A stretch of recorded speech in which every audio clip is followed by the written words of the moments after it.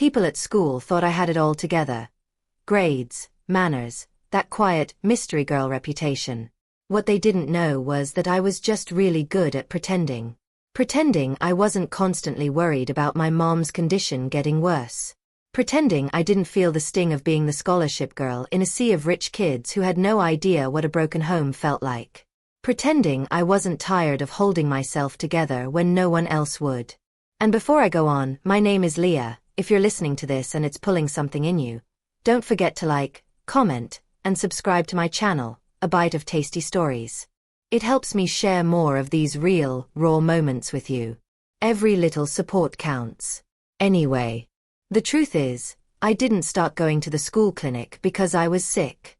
I went there because it was the only place in school that felt like no one expected anything from me. No eyes watching, no teachers asking, "Are you okay?" when they didn't really want the answer. Just quiet. Just air I could breathe. That's where I met him. Dr. Adrian Marcus. At first, he was just the school doctor, a man in his mid-30s with a calm voice and thoughtful eyes. He had this way of speaking that made you feel like you weren't being talked down to. He asked me how I was feeling, but waited like he actually cared about the answer. Most people ask and move on. He didn't. I didn't expect our conversations to stretch beyond headaches and stomachaches. But they did. Somehow, he noticed things. That my answers were too rehearsed. That I came in more for comfort than care. And strangely, he let me. He wasn't like the other adults in my life. He didn't pity me. He didn't rush me. He just saw me. And slowly I started seeing him too. Not just as a doctor but as a person. A person with something behind his smile. Something I didn't understand yet. Looking back, maybe that's where it started. Not the affair. Not the chaos. Just the dangerous comfort of being seen. It started off like always, a headache I didn't have, an ache that wasn't real. Except the ache was real. Just not the kind you can describe with symptoms. It was loneliness, the kind that curls up behind your ribs and makes everything feel a little too heavy. Dr. Marcus never questioned why I kept showing up. He didn't look at me like a burden. If anything, he welcomed me, offering ginger tea and those peppermint lozenges he kept in a glass jar on his desk. But something started to shift. He stopped treating me like a student and started treating me like an equal. Like someone whose opinions mattered. We talk about books, music, random things. I remember mentioning a line from a novel once, and he looked at me like I'd just said something brilliant. He said, "You're not like the others here. You actually think." And just like that, a spark caught. It wasn't love. Not yet. But it was something. Something I had never felt before. He started sharing things too. About how this wasn't the life he planned. How he once dreamed of working in pediatric trauma in big city hospitals, but somehow ended up at a fancy school with kids who didn't even say thank you. He said I was different. Real, he called me. It felt dangerous. But I liked it. One afternoon, I stayed longer than usual. I don't even remember what brought it up, but I told him about my mom. How she was getting worse. How the doctors back home kept giving us false hope. How I was terrified every phone call would be the phone call. He didn't say much. He just listened. And when I started crying, he got up from behind his desk and sat beside me. I felt his hand on my shoulder first. Then it drifted, to my back, my hair. When he pulled me into him, it wasn't clinical. It wasn't professional. But I didn't pull away. I didn't know what I was supposed to feel. I just knew it felt good not to feel alone. A week later, I went to the clinic after hours. I told myself it was to talk. To calm down. To breathe. But I didn't leave alone. And part of me knew. Things would never be the same. Once the line was crossed, there was no going back. What started as comfort twisted into a secret. One we guarded like a fragile flame. It became routine. I'd fake a trip home for the weekend, telling the housemistress my mom needed me, when in reality, I'd spend it in town, in that tiny flat Dr. Marcus kept, for when he needed space. At school, we didn't speak much in public. Just a passing glance. Maybe a clipped nod if no one was watching. But on my phone, the messages came in like clockwork, through a private app he installed and told me to use because it disappeared everything after 10 minutes. It made me feel like I mattered. Like I was the center of some beautiful, reckless universe. While the other girls gossiped about crushes and complained about homework, I was living something real. Something electric. I felt seen. Desired. Chosen. But slowly, things began to change. Dr. Marcus, Adrian, started asking about my friends. Why I talked to certain boys in class. Why I always hung out with Sasha. At first, it sounded like concern. Then it started to feel like control. You don't need them, Leah. They don't understand you like I do. He'd question everything. My study groups, my messages, who I sat with at lunch. If I took too long to reply, he'd get cold. Silent. Distant. Then suddenly sweet again. I told myself it was love. That he just didn't want to lose me. But love shouldn't make you shrink. And I was shrinking. My grades started slipping. Just a little at first. I'd stare at textbooks for hours but retain nothing. I was always distracted. Checking my phone, making excuses to sneak out. The girl who used to ace every class was now barely scraping by. That's when Ms. Osei, my literature teacher, started watching me differently. She was sharp, the kind of woman who didn't miss much. She asked if I was okay. Said she noticed I wasn't turning in work on time. I told her it was just stress. That I'd be fine. She nodded. But I could tell she didn't believe me. And then came the night everything cracked a little deeper. I left my phone on my bed while I was in the shower. I'd forgotten to log out of the app. Sasha found it. Not on purpose. But long enough to see the name, the message, and the little heart emoji he always sent me. When I came out, she was sitting on her bed, pale and quiet. She didn't say anything that night. But her silence screamed louder than any words ever could. At first, I blamed the stress. The nausea, the fatigue, the fact that my period was over a week late. I told myself it was school pressure. The exams. The lies. The late nights sneaking out and sneaking back in like I wasn't carrying a secret the size of a planet. But deep down I knew. I avoided the pharmacy near school. Took a longer route to the one 2 towns away. I paid in cash. The woman behind the counter didn't even look up when she slid the test across to me. Maybe she knew the look I had in my eyes. Girls like me probably came in all the time.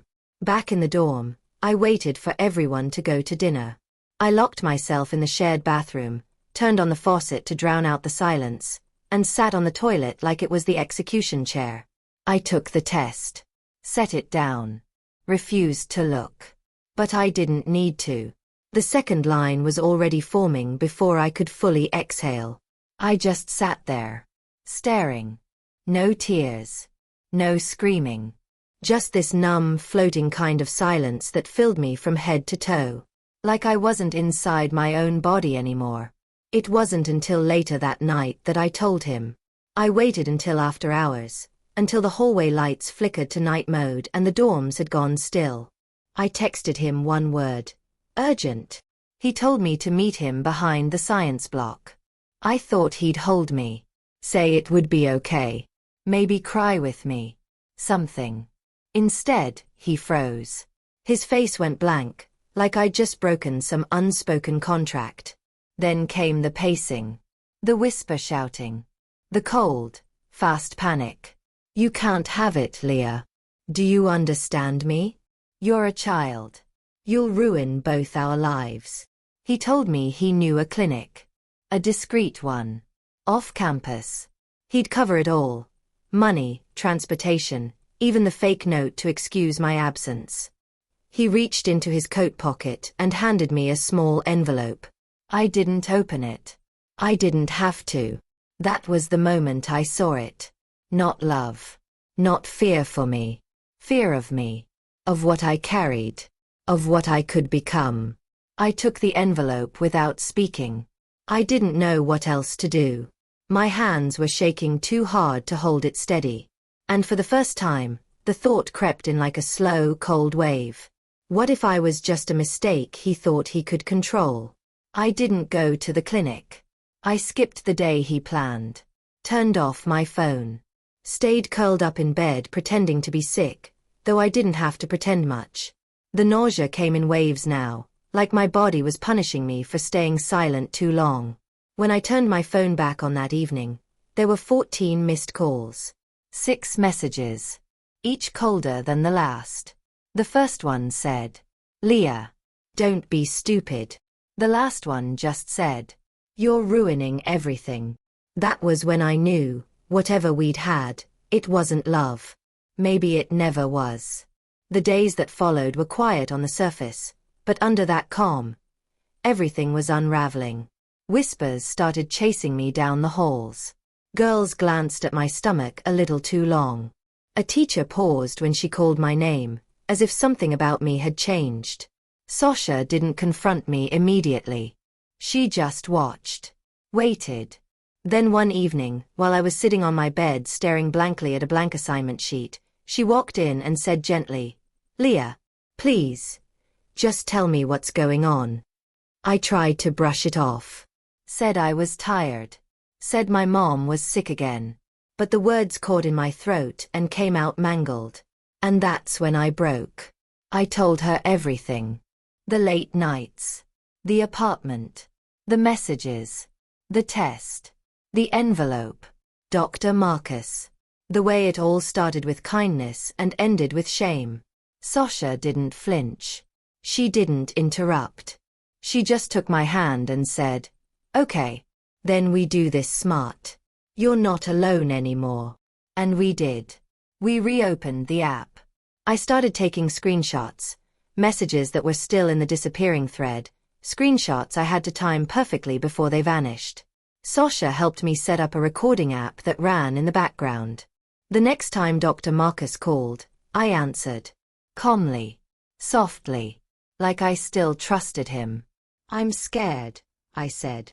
"I want to talk. Just one last time." He fell right into it. He talked too much. Said too much. And I said very little. When we hung up, I sent the file to Sasha.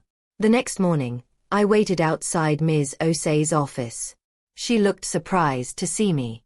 I asked if we could speak privately. Her brows furrowed in that way they always did when she sensed a storm was coming. Inside, I handed her my phone. No words. Just the file. The screenshots. The proof. She didn't say much while scrolling. Just the occasional sharp inhale. Then she looked at me, eyes glassy, and whispered, "You did the right thing, Leah." She stood up, walked to the phone, and made a call. "I need to speak with the head administrator. Now." Quietly. And just like that, the truth started making its way to the surface. They told me it would be discreet. That everything would be handled behind closed doors, for my privacy. But you can't put a fire behind a curtain and expect the smoke to stay silent. The hearing was held in a cold wood-paneled room that felt more like a courtroom than a school office. The head administrator sat in the center. On one side, Ms. Osei and a school counselor. On the other, Dr. Marcus. He looked the same. Perfectly pressed shirt. Calm posture. But his eyes were colder than I'd ever seen them. Not even angry. Calculated. Like a man playing a part in a play he'd written himself. When they asked him to respond to the allegations, he gave a soft chuckle. Then leaned forward and said, "With all due respect, Leah has been emotionally unstable for some time. I tried to help her. She became attached." He used words like fantasy and delusion. He said I misunderstood kindness. Said I invented a relationship in my mind because I was starved for affection. Every word he spoke felt like a knife dipped in silk. Some of the staff nodded subtly. Others looked away. A few had worked with him for years. Doctors protect doctors, even in schools. A reputation like his didn't crumble without resistance. But then Ms. Osei stood up. She pulled out a folder. My screenshots. A printed transcript of the recorded call. And finally, footage from the hallway camera near the clinic. Footage the school had never thought they'd need, showing him ushering me in after hours. Hand on my back. Lights off. Door locking behind us. When the evidence hit the table, the silence in the room turned heavy. Not stunned silence. Guilty silence. The kind that knows it should have seen it coming. He didn't speak again after that. 2 days later, Dr. Marcus was suspended. 4 days after that, the police came to the school gates. He didn't resist. He didn't apologize. He didn't even look in my direction as they took him away. But the quiet didn't follow. The school tried to keep it under wraps, but whispers travel faster than fire. Students stared when I walked past. Some pitied me. Some didn't believe me. Others just called me names when they thought I couldn't hear. The pregnant girl. The one who lied to ruin his life. Maybe she wanted it. The media caught the story eventually. Scandal at Lockmere Academy. School doctor under investigation for inappropriate relationship with student. My face wasn't shown, but that didn't matter. In school, I had no shadows to hide in anymore. Still, I showed up. I sat through classes.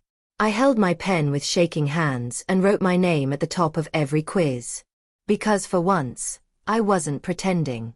I was standing. And even though I was broken, even though I was tired, I stood taller than I ever had before. I didn't go back to Lockmere. They offered counseling, accommodations, even a private dorm. But what I needed most was distance. I transferred to a quiet school outside the city. No uniforms. No whispers. Just a fresh start. My uniform now was a baby carrier. I gave birth in the early spring, just as the flowers were waking up. How poetic, right? I named her Imani. It means faith. Because that's what I had left when everything else was gone. Faith in the tiny heartbeat that once terrified me. Faith that I could still be more than what happened to me. It wasn't easy. My grades never went back to perfect. I studied while rocking a bassinet with one foot. I dozed off mid-paragraphs and showed up to class with spit up on my sweater. But I kept going. I started therapy. At first, I barely spoke. Then I couldn't stop. I poured out the pain, the guilt, the shame I didn't earn but still carried. And piece by piece, I began to let it go. Then something strange happened. A youth organization invited me to speak, not as Leah the victim, but as Leah the survivor. They let me talk to teens, anonymously, about consent, power, and the cost of silence. I told them the truth. Not the headlines. My truth. Now, on quiet nights, after Imani falls asleep, I sit by the window and write. Essays. Notes. Sometimes poems. And sometimes, letters I never send. One of those letters I wrote for her. Dear Imani, you were born from a mistake. But you are not one. You are the reason I fought when I wanted to disappear. You saved me before I ever saved myself. And I will spend the rest of my life showing you what strength looks like. Not the kind that hides pain, but the kind that transforms it. Love. Mom. If this story touched you even a little, please like, comment, and subscribe to A Bite of Tasty Stories. Every view helps me tell more stories that matter. Raw, real, and sometimes uncomfortable. Thank you for walking through Leah's journey with me.